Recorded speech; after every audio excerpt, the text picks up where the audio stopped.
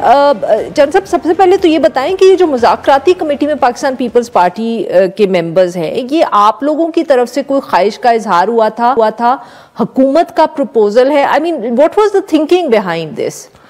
देखिए, जो पीटीआई के साथ मुज़ाकरात, जी बिल्कुल, देखिए वो तो मेरे ख्याल में पीपल पार्टी एक मेन स्टेक होल्डर है और इस मुल्क में स्टेबिलिटी लाने के लिए पार्लिमानी निज़ाम में तो वो तो हुकूमत ने एक अच्छा कदम किया है और मेरे ख्याल में तो बाकी पॉलिटिकल पार्टीज को भी उसमें होना चाहिए। नहीं सभी हैं सर, तो कोई हरज नहीं, जो कुछ हाउस से बाहर है अगर वो नहीं, मैं तो ये पूछने की कोशिश करी थी कि क्या आप लोगों की तरफ से कोई ख्वाहिश का इजहार हुआ, को हुकूमत ने आपको प्रपोज किया? जो पहले चेयरमैन बिलावल जो है वो अक्सर कह रहे हैं कि मज़ाकरात करें और हमारी पार्टी की तरफ से बार बार मज़ाकरात के हक में ही बातें की जाती, तो उसी पैराए में फिर उन्होंने मुज़ाकराती कमेटी में पार्टी को शामिल किया और कोई नई बात सही।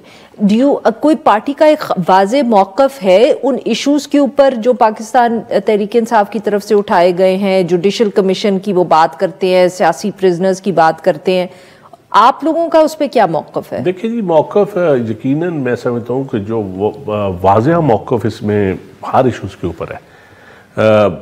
फ्री एंड फेयर इलेक्शन तो कभी भी हमने नहीं कहा कि आइडियल इलेक्शन हुए, नहीं इलेक्शंस की तो सर इस वक्त वो बात ही नहीं कर रहे हैं। जुडिशल कमीशन की जो बात करते हैं, जब मुज़ाकराती कमेटी में जो चीज़ें उनकी अब इन राइटिंग आएंगी डिमांड में, तो हम तो ये चाहते हैं कि चार्टर डेमोक्रेसी की तरफ आए। वो जब चार्टर डेमोक्रेसी की तरफ पीटीआई आएगी तो फिर बहुत सारे मसाइल उनके हल हो जाएंगे।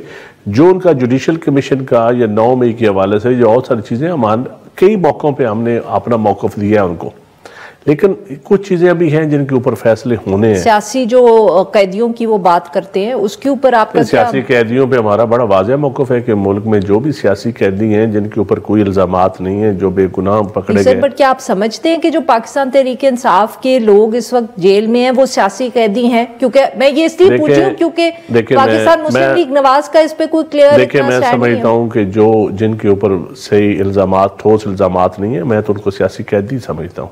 सर नहीं, ये तो ठोस इल्जामात भी तो वेरी करता है। सबूत नहीं है, जिनके सबूत नहीं है आपके पास। अब 9 मई का वाक़या हुआ, जिनके वाज़ेह सबूत हैं, वीडियोस मौजूद हैं, जिन्होंने हमला किया है, जिन्होंने तकरीरें की, जिन्होंने उकसाया लोगों को, उनका और केस है।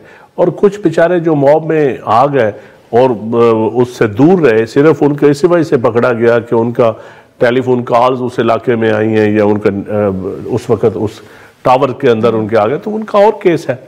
तो जो जिनकी वीडियोस मौजूद हैं, जिनके सबूत मौजूद हैं, उनको और तरीके से आप अंडरटेक करें। और जो अब भी कई मौक़ों पे मैं जानता हूँ कई लोगों को जिनका कोई अमल दखल नहीं है, तो उनको भी FIRs में नामज़द किया गया, तो वो तो यकीनन पॉलिटिकल जमातों के जो वर्कर हैं, वर्करों का क्या कसूर होता है? वर्कर को तो पॉलिसी मेकिंग में कोई हिस्सा नहीं होता, तो वर्करों को मैं समझता हूँ और उनके साथ बर्ताव होना चाहिए।